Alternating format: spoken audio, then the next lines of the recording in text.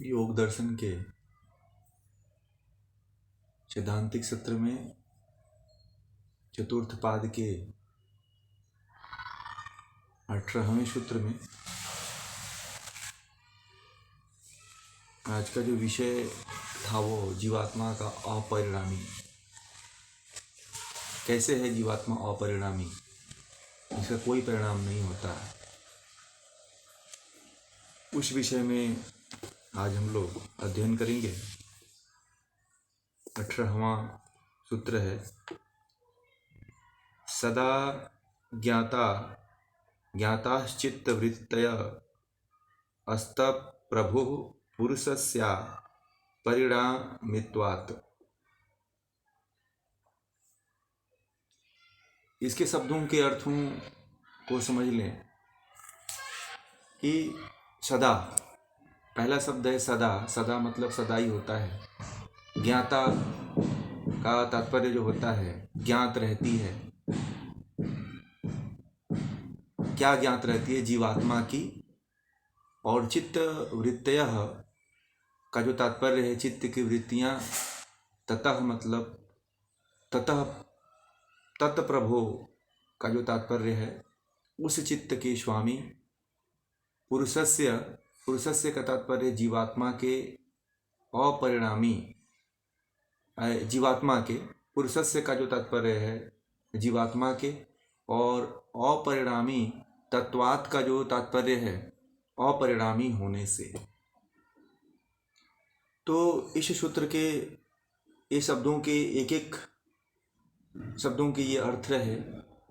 और अब जो है इसको जैसा महर्षि पतंजलि ने बताया है कि जीवात्मा के चित्त की वृत्तियां सदा ज्ञात रहती हैं। जीवात्मा को चित्त की वृत्तियों का सदा ज्ञान रहता है, यानी कि चित्त की वृत्तियां सदा ज्ञात रहती हैं, क्योंकि चित्त का स्वामी जीवात्मा चित्त के समान कभी विषयाकार में परिवर्तित नहीं होता है। जो चित्त की आत्मा है वह ये कह रहे हैं कि कभी विषयाकार में परिवर्तित नहीं होती है। पूर्व सूत्र में आप लोगों ने पढ़ा था कि चित्त को अपने बाह्य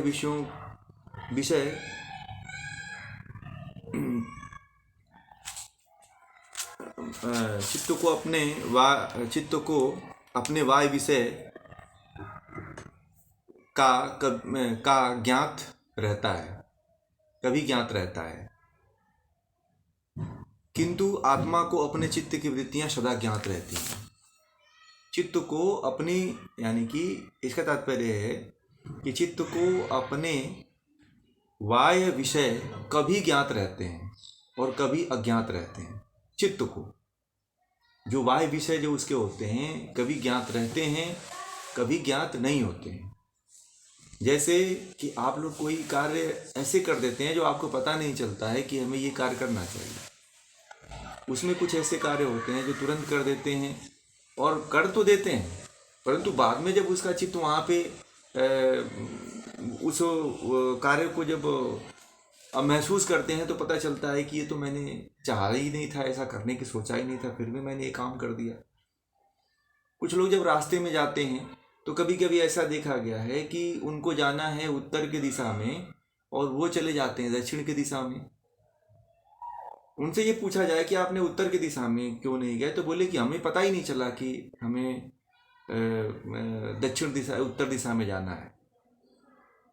तो कभी कभी इसमें इसका तात्पर्य, पिछले सूत्र का जो तात्पर्य बता रहा हूँ कि जो चित्त में क्या होता है कि चित्त को अपने बाह्य विषय कभी ज्ञात रहते हैं, कभी अज्ञात रहते हैं, उसी की बात कहते हैं। फिर कहते हैं किंतु आत्मा को अपने चित्त की वृत्तियां सदा ज्ञात रहती हैं।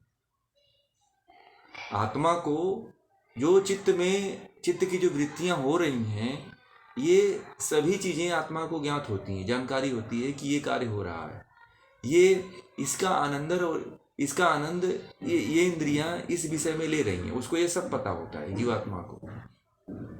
और अर्थात ऐसे समझ, चित्त के जो जो वृत्तियां उत्पन्न होती हैं उन्हें जीवात्मा सदा जानता रहता है, सदा जानता है। जैसे आप कुछ भी करिए, जैसे मान लीजिए कि आप हंस रहे हैं, आप हंस रहे हैं तो जीवात्मा को पता है कि आप हंस रहे हैं। और कभी कभी देखिएगा जब आप हंसते हैं या फिर हास्यासन आदि करते हैं तो उसमें भी जीवात्मा को पता होता है कि आप हंसी कर रहे हैं। और कभी कभी ऐसा होता है कि जब हम हंसते हैं तो हम खुद अपने आप से या किसी दूसरे से कहते हैं कि बड़ा मज़ा आया, आनंद आ गया, और हम करेंगे। इस तरह की बातें सुनते होंगे आप लोग, या स्वयं कभी इस तरह की बातें किसी से आप कहते भी होंगे कि आज जो है बड़ा आनंद आया, हंस करके मैंने आज इतना खुल करके हंसा हूँ कि मेरा पेट जो है दुखने लगा। इस तरह की बातें आप कभी अपने आप से कहें भी होंगे या दूसरे से कहे होंगे। तो ये बातें वही व्यक्ति कहता है जो, यानी कि जो उसकी आत्मा है, उसने वृत्तियों को आनंद भोगते हुए देखा, महसूस किया, वो वही व्यक्ति ऐसा बोल सकता है। और इस तरह से वो जीवात्मा जो है, जो मनुष्य के शरीर में जो जीवात्मा रहती है, वह सभी वृत्तियों का, चाहे हंसी की वृत्ति हो, चाहे रोना हो, चाहे गाना हो। जब कोई व्यक्ति गाना गाता है तो देखिए कभी कभी ऐसा होता है कि जब गाना व्यक्ति गाता है तो अपना ही गाना अपने को अच्छा लगता है। आपने कभी फील किया है? आपने कभी देखिएगा महिलाएं हैं या पुरुष हैं तो जब अपने आप कपड़ा श्रृंगार करते हैं, कपड़ा पहनते हैं या फिर मेकअप करते हैं महिलाएं, तो अपने आप को साइड से ऐसे देखती हैं, कहीं ऐसे ऐसे नजरें उठा उठा करके देखती हैं अपने आप को। पुरुष भी ऐसे अपने अगल बगल में झांक करके देखता है कि मैं कैसा दिख रहा हूँ। फिर या तो वो दर्पण का प्रयोग करता है, फिर दर्पण में देखता है, फिर दर्पण में ऐसे झुक करके सामने खड़े होकर के दर्पण के सामने ऐसे देखता है अपने आप को, ऊपर से नीचे देखने का प्रयास करता है। तो वहां पे जीवात्मा को ये पता होता है कि मैं अपने आप को देख रहा हूं। आप भी अपने आप को जब देखते हैं तो ये पता होता है। तो ये महर्षि पतंजलि यही कह रहे हैं कि जो जो जीवात्मा होता है उसको पता होता है कि मैं जो चित्त की वृत्तियां हैं वो क्या क्या कर रही हैं, वो सदा जानता है। ऐसा नहीं है कि आप जीवात्मा के अनदेखी में कोई कार्य कर लें। ऐसा दुनिया का कोई कार्य है ही नहीं कि जीवात्मा, आप काम कर लें और जीवात्मा ना जाने। चित्त का होता है, चित्त के साथ ऐसा होता है क्योंकि चित्त जड़ है। और क्योंकि चित्त जो है 17 स्तंभ से बना हुआ है, और ये 17 स्तंभ तीनों प्रकृति के पदार्थ जड़ हैं, चेतन है नहीं, इसलिए उनको नहीं पता चलता है।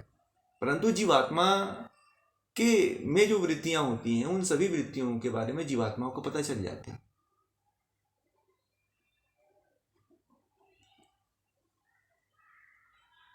सत्रहवें सूत्र में चित्त को जड़ स्वरूप बताया गया है कि चित्त जड़ है, स्वरूप बदलने वाला है, इसलिए उसको पिछले सूत्र में परिणामी कहा गया है। चित्त को पिछले सूत्र में परिणामी बताया गया है। और वैसा चेतन जीवात्मा परिणामी नहीं है। जो चेतन जीवात्मा है वह परिणामी नहीं है, क्योंकि जीवात्मा अवयवों का समुदाय रूप नहीं है, जैसे कि अहंकार, बुद्धि, इंद्रियां, इनका समूह नहीं है वो। इसको ध्यान रखिएगा कि ये जो शरीर है ना, वो अवयवों का तत्वों का समूह है। परंतु कोई कहे कि जीवात्मा जो है तत्वों का समूह है, तो ये भ्रांति है, ये गलत ज्ञान है। जीवात्मा में कोई तत्व नहीं है। यह किसी तत्व का समुदाय रूप नहीं है। जो जीवात्मा अवयवों का समुदाय रूप कभी जानना भी नहीं चाहिए, कभी मानना भी नहीं चाहिए। कोई आपको अगर कहता है कि जीवात्मा इन पदार्थों से मिल करके बना हुआ है, तो ये पूरा जो है खोटा ज्ञान है, उसको कहते हैं ना गलत। यानी कि स्वरूप परिवर्तन संघात रूप द्रव्यों में ही होता है। जो प्रकृति के जो संघात पदार्थ हैं, जो कई तत्वों से मिलकर के बना होता है, उनमें ही बस परिवर्तन होता है। जीवात्मा में कोई परिवर्तन नहीं होता है। इसलिए जीवात्मा को नित्य भी कहा गया है, अनादि भी कहा गया है। जीवात्मा अपरिणामी इसको कहा गया है। जीवात्मा को अविनाशी कहा गया है, जीवात्मा को नित्य कहा गया है, अजर अमर कहा गया है। तो इसलिए जो है जीवात्मा की जो वृत्तियां हैं और चित्त की भी जो वृत्तियां हैं सदा ज्ञात रहती हैं। चित्त की जो वृत्तियां हैं वह सदा ज्ञात रहती हैं, क्योंकि चित्त का स्वामी पुरुष अपरिणामी है। प्रकृति जो होता है, प्रकृति जो इसका स्वामी पुरुष जो प्रकृति है वो अपरिणामी जड़ पदार्थ है, वो चेतन नहीं है।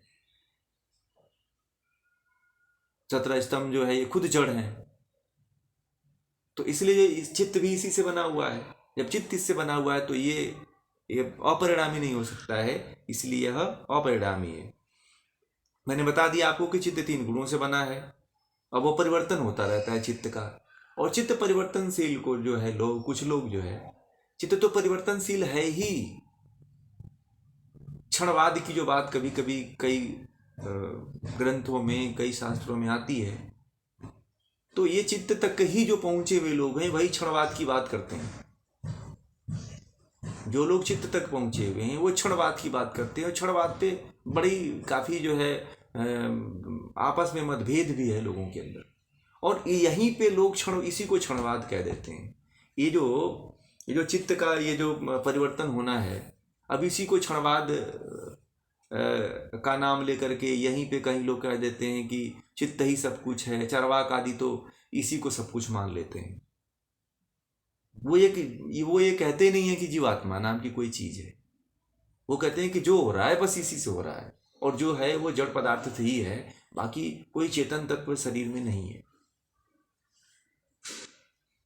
तो बहुत से ऐसे भ्रांति में मत प्रचलित हैं, परंतु आप लोग योग दर्शन पढ़ रहे हैं तो आप लोग इस चीज को अच्छी तरह से समझने का प्रयास करिएगा। अब देखिए, जीवात्मा जो होता है, जीवात्मा चेतनशील है। उस जीवात्मा के साथ जो है चित्त संलग्न होकर के चेतनवत हो जाता है। ये ध्यान रखिएगा, जीवात्मा के साथ जब मिलता है चित्त, तब उसके अंदर चेतना आती है, और तब वह कुछ किन्हीं की आवाज आ रही है वो बंद करें, और उसके बाद वह चेतना रूप में चेतनवत होकर के अपना कार्य करता है।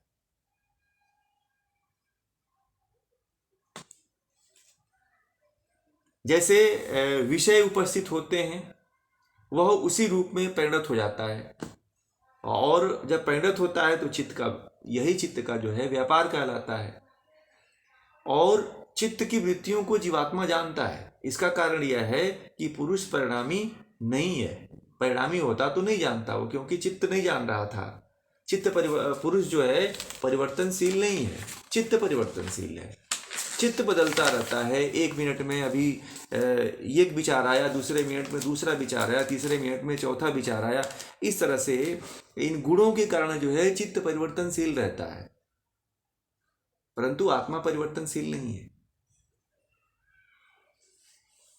आत्मा ज्ञान से युक्त होती है, चित्त जो है ज्ञान से युक्त नहीं होता है।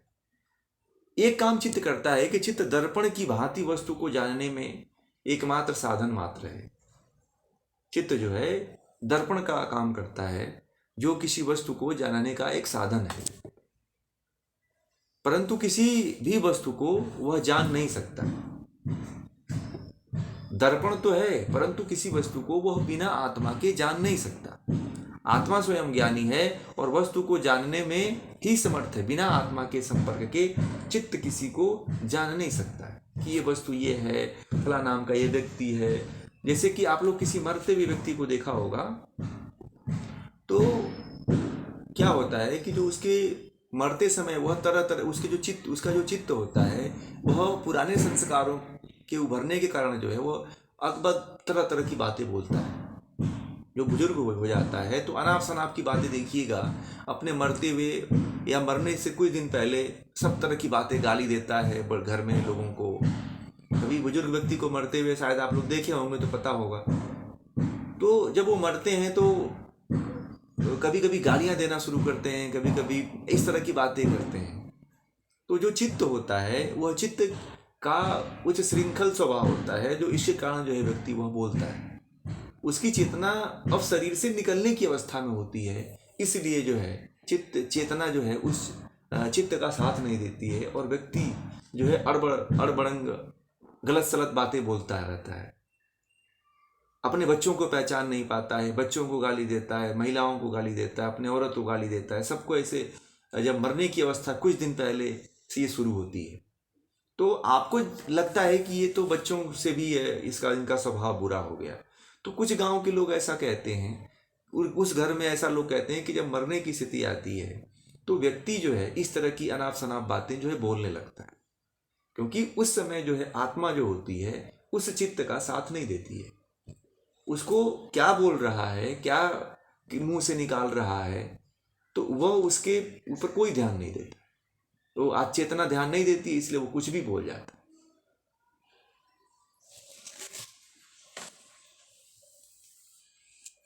अभी एक बात यह भी है कि जो वस्तु को जानते समय चित्त परिणाम को प्राप्त होकर जानता है, परंतु आत्मा बिना परिणाम के प्राप्त हुए ही किसी वस्तु को जान जाती है। यानी कि इसलिए आत्मा अपरिणामी है। परिणामी मतलब कि परिवर्तनशील, और आत्मा अपरिवर्तनशील है, कभी परिवर्तित नहीं होती है। चित्त परिणामी है, जड़ है। इस प्रकार इन सदा जो है चित्त के और जीवात्मा के स्वरूप को जानना चाहिए, सभी को जानना चाहिए कि चित्त जो है जड़ है, चित्त जो है परिणामी है, आत्मा जो है चेतन है, आत्मा जो है अपरिणामी है। इस तरह से इस कोटेशन को अपने जीवन में याद रखना चाहिए, और चित्त की बातों को आपको समझ जाना चाहिए कि चित्त जो जड़ है, जो उसकी बातें होती है, जैसे शराबी है, तो व्यक्ति जब शराब पी लेता है तो आत्मा तो देखती है कि क्या हो रहा है, परंतु ये देखती है, फिर उसका साथ नहीं देती आत्मा। उस समय जो है आत्मा साथ नहीं देती है। चेतना जो है उस समय शून्य हो जाती है, आत्मा पवित्रता की तरफ उन्मुख होती है। जब उसको अपवित्रता शरीर में महसूस होती है तो वह व्यक्ति के बहुत कम संपर्क में आती है। जब आप देखिएगा, कभी आप लोगों ने अनुभूत किया है कि नहीं किया है, जब कभी आप विषयों की तरफ बढ़ते होंगे या फिर किसी भी विषय की तरफ, कोई भी शरीर में काम, क्रोध, लोभ, मोह, ईर्ष्या, द्वेष अगर आता होगा तो देखिएगा वहां पे आत्मा शून्य अवस्था में चली जाती है। वहां पे जो आत्मा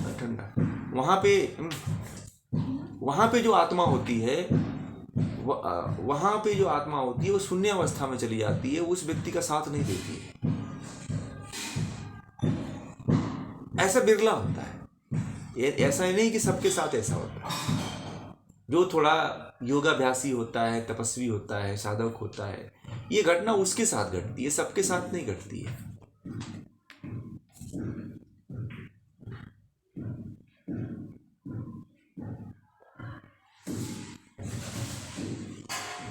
नहीं तो आत्मा का तो स्वभाव यही है,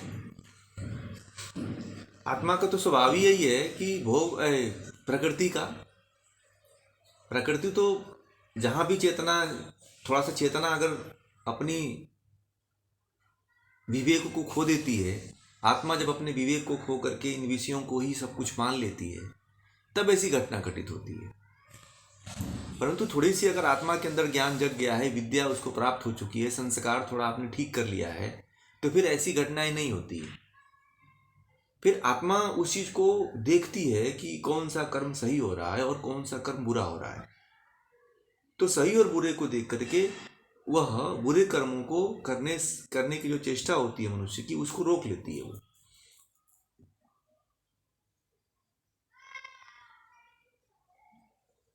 अब इसको हम व्यवहारिक रूप से देखने का प्रयास करेंगे। आत्मा जो है, कोई कहता है कि ये सब भगवान देख रहा है, मैं जो भी काम कर रहा हूं सब भगवान देख रहा है। कहते हैं ना लोग कि हम जो भी कार्य कर रहे हैं भगवान देख रहा है, तो कभी जीवात्मा को भी आपने देखा है? महर्षि पतंजलि तो कह रहे हैं कि आप जो भी कार्य करते हो वो जीवात्मा देखती है, जीवात्मा भी उस चीज को फील करती है। और हम ये कहते हैं कि हम कहीं छुप के भी, चोरी से भी कोई काम करते हैं, कोई कार्य करते हैं, कोई कर्म करते हैं, तो उसको ईश्वर देखता है। वो बोलते हैं लोग, आसपास के लोग ये बोलते हैं कि ऊपर वाला देख रहा है तू कैसा कार्य कर रहा है, ऊपर वाला देख रहा है कि तुम अच्छा कर्म कर रहे हो कि बुरा कर्म कर रहे हो। एक दूसरे को हम ऐसे कहते हुए देखा जाता है, परंतु जो व्यक्ति ये बात कहता है वो उसी को नहीं पता होता है कि उसी की जो आत्मा है वह जो करता है, जो बोलता है, जो सोचता है, वो सब देखता है। और जो भी घटनाएं घटित होती हैं उसके द्वारा वो सारी की सारी जीवात्मा जो है उसमें संलग्न होती है। और ऐसी कोई बात ही नहीं होती है कि जीवात्मा न जान पाए कि आपने कौन सा कर्म किया है, कौन सा कर्म कर रहे हैं, कौन सा कर्म करना चाहिए। आत्मा को सदा ही ज्ञात रहता है, परंतु क्या होती है कि वो जैसे ही जड़ के साथ संलग्न होती है वो अपनी मूल चेतना को भूल जाती है, इस कारण उनसे निकल नहीं पाती है। अब महर्षि पतंजलि को जो पढ़ लिया तो वो चित्त को भी अलग समझता है। हम तो पीछे बुद्धि को पढ़े थे, उससे पीछे जो है तीनों को पढ़े थे कि जीवात्मा, प्रकृति, पुरुष। जीवात्मा, प्रकृति, पुरुष के बाद जो है तीनों को अलग अलग समझने की बात आई, फिर बुद्धि और जीवात्मा को अलग समझने की बात आई। फिर यहाँ पे जो है चौथे पाद में जो अभी एक बात आ रही है कि जीवात्मा और चित्त को अलग अलग समझो।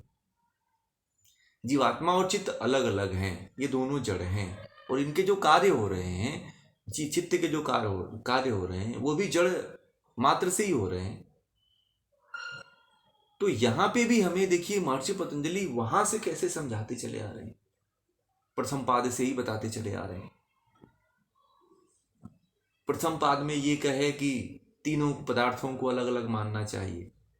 जो तीनों पदार्थों को अलग अलग नहीं मानता है वह जो है जीवात्मा,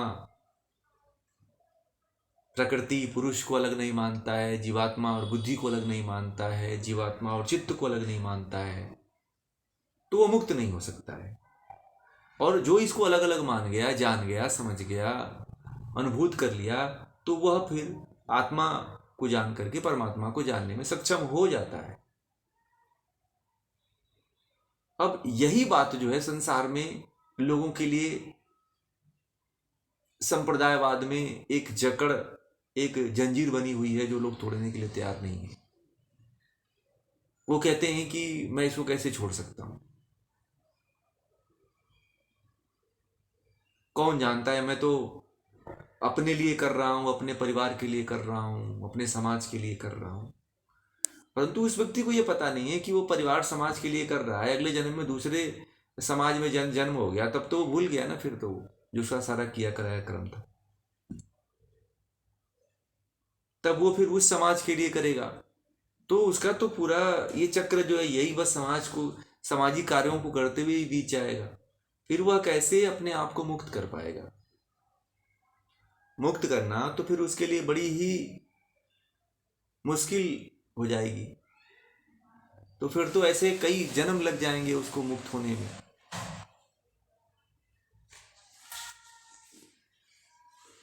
इसीलिए हमें भी जब हम कोई कर्म करें तो हम ये देखें कि ये जीवात्मा सब नोट कर रही है और नोट करके हमारे संस्कार बना रही है। जैसे हम ईश्वर को देखते हैं, जब हम ये सोचते हैं कि जब हम कोई कार्य करें या तो हमें ईश्वर देख रहा है, ऐसा अनुभव करते हैं। हमको ये बताया गया है, ऐसा शास्त्रों में भी वर्णित है कि हम कोई भी, ईसाई धर्म में इसका बहुत बड़ा प्रचलन है। ईसाई धर्म में इसका बहुत बड़ा प्रचलन है कि जब तुम कोई कार्य करो तो ये ध्यान रखो कि तुमको कोई ईश्वर देख रहा है, परमात्मा तुमको देख रहा है। ठीक है, तो इस ध्येय को वो लोग देख करके कर्म करते हैं। ये हमारे धर्म में भी है, ये उनके धर्म में भी है। और यहां पे महर्षि पतंजलि कह रहे हैं कि जब अजब चित्त कोई कार्य करे तो आप ये जरूर ध्यान रखना कि ये जीवात्मा, जो आपकी जीवात्मा है, वो अभी सारे संस्कारों को, आपके कर्मों को देखती है कि आप क्या क्या करते हो, और सारे संस्कारों को और कर्मों को नोट करती है वो, और वही संस्कार लेकर के, वही कर्म लेकर के फिर दूसरे जन्म में आपको देती है। वो खुद भोगती है और भोगवाती भी है, और इस तरह से वो जन्मों जन्मों तक जकड़ी रह जाती है। तो आप कोई भी जीवन में कर्म करिए तो ये जरूर ध्यान दीजिए कि एक तो परमात्मा भी देख रहा है, जीवात्मा के साथ साथ परमात्मा भी देख रहा है।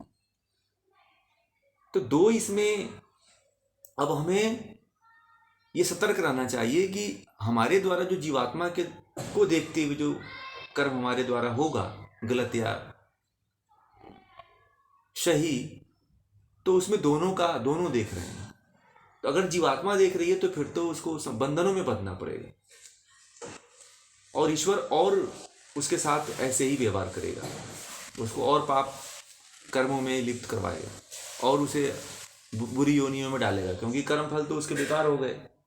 तो इस तरह से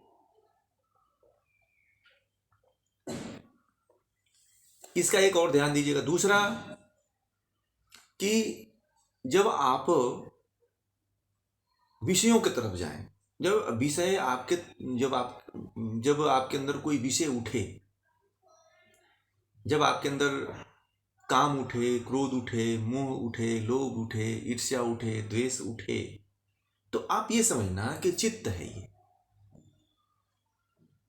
ये चित्त करवा रहा है, और ये चित्त ही है जो हमें जड़ों में बांध रहा है।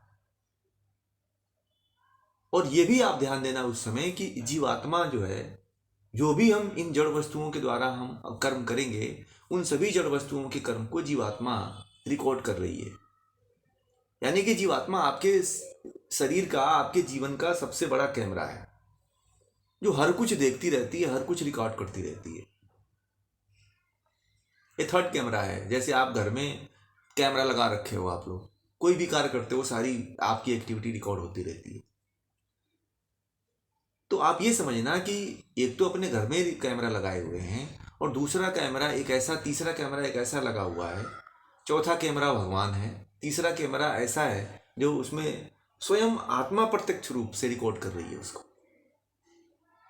तो इन जड़ पदार्थों के किए हुए कर्मों को कभी समर्थन मत देना। आप यहीं से बच सकते हो कि आप कैमरे को याद रखना और इन जड़ विचारों को याद रखना, फिर आप उन जड़ विचारों को रोक लोगे आप, और साधना के क्षेत्र में फिर आप आगे बढ़ जाओगे, क्योंकि आपको यह पता चलेगा। देखिए, व्यक्ति क्या करता है कि कैमरे के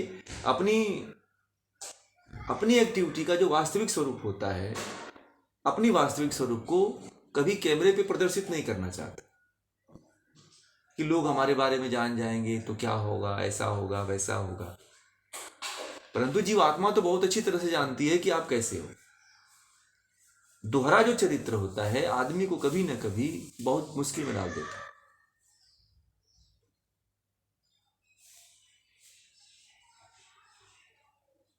क्योंकि आप एक जगह कर रहे हो, दूसरी जगह तो रिकॉर्डिंग हो ही रही है। एक जगह आप अपने घर में नहीं, बाथरूम में नहीं लगाया हो, घर में नहीं लगाया हो, बेडरूम में नहीं लगाया हो कैमरा, परंतु बाहर कैमरा जो लगा हुआ है वो तो सब रिकॉर्ड कर रहा है। आत्मा तो सब रिकॉर्ड कर ही रही है। अब उससे बड़ा तो कोई कैमरा दुनिया में है नहीं कि है कोई कैमरा। आपको याद नहीं रहता है तब भी रिकॉर्डिंग होती है। आप लोगों को पता होगा कि नहीं होगा।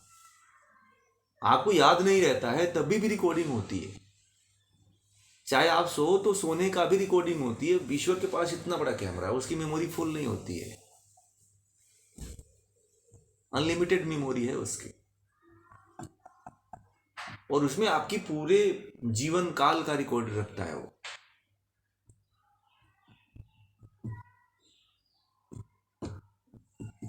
और वही संस्कार जीवात्मा लेकर के आपके साथ कर्म करवाती है, इस जन्म में भी करवाती है और अगले जन्म में भी वो कर्म करवाती है।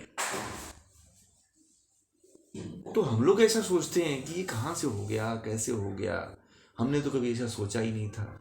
आपने बहुत अच्छे कर्म में जन्म ले लिया और बहुत अच्छा कर्म किया, आपने नेकी का कार्य किया, लोगों का हेल्प किया, लोगों को मदद किया, लोगों का सहायता किया, दान दिया, यज्ञ किया, पुण्य का कार्य किया, है ना, गरीब दिन दुखियों असहायों को भोजन कराया, बहुत अच्छा कर्म किया।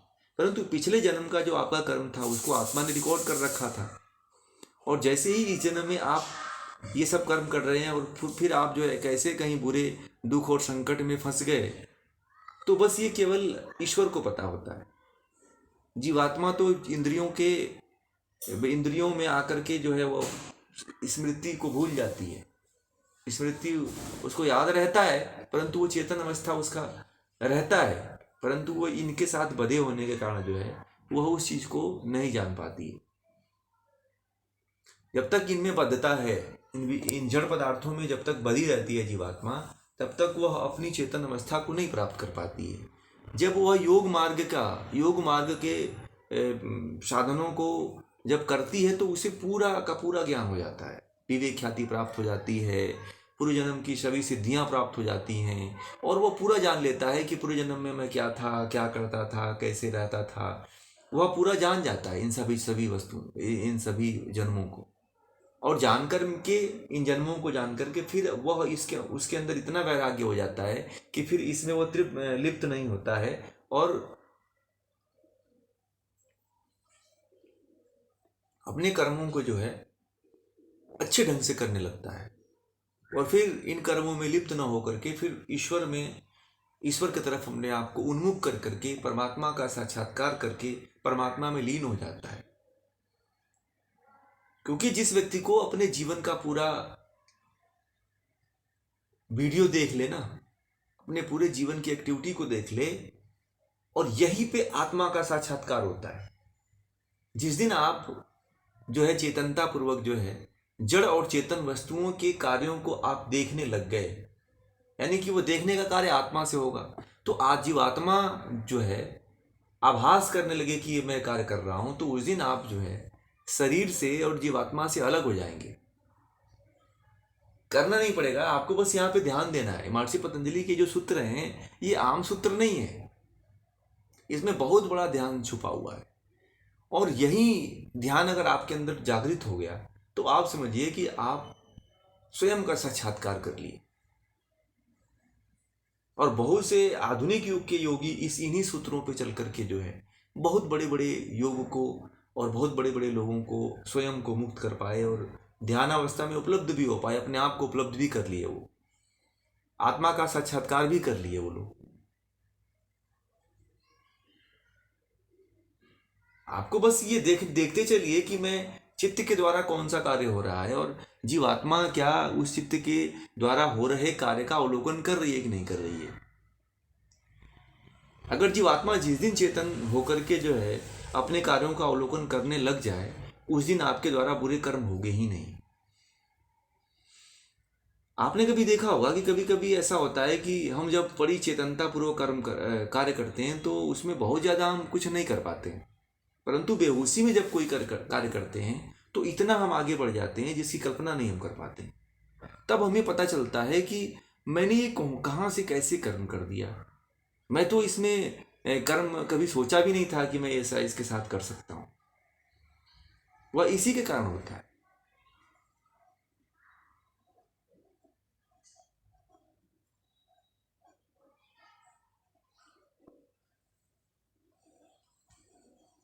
इसीलिए जो है जीवात्मा का जो स्वामीपन है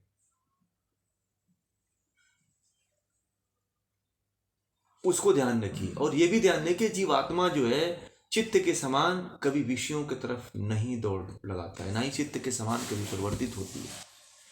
अगर ये बात आपको पता चल गया कि जीवात्मा विषयों की तरफ जाती ही नहीं है, चित्त कभी उसका परिवर्तन होता ही नहीं है, तो इसका मतलब कि शरीर में जो भी कार्य हो रहा है वो सारा का सारा जड़ पदार्थ कर रहे हैं। इन जड़ पदार्थों को अगर इस तरह भी अगर आप समझ गए तो फिर आप इन विषयों में नहीं फंसोगे।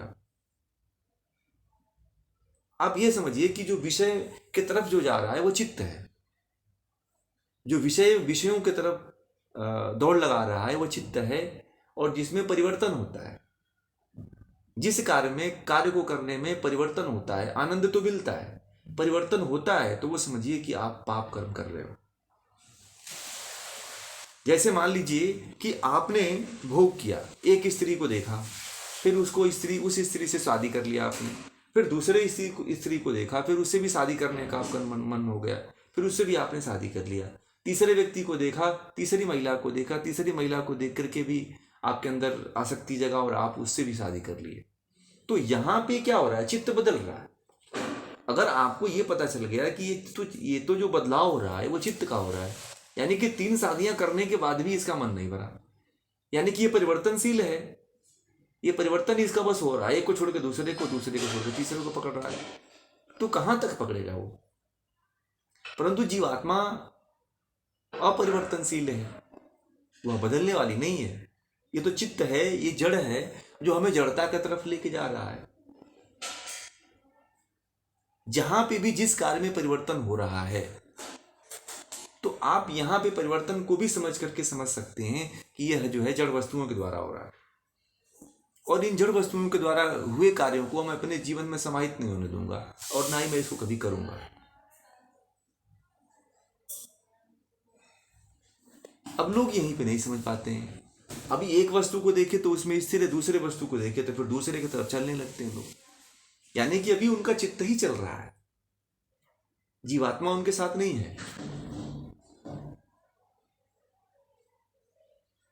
इस तरह से इस रहस्य को समझिए अपने जीवन में। इस रहस्य को समझ करके जीवात्मा और चित्त का जो एकत्व है उसको हटा करके और जड़ को जड़ समझ करके, चेतन को चेतन समझ करके अपने जीवन को धन्य बनाइए और कैवल्य की तरफ पहुंचिए। तो ये आज विषय जो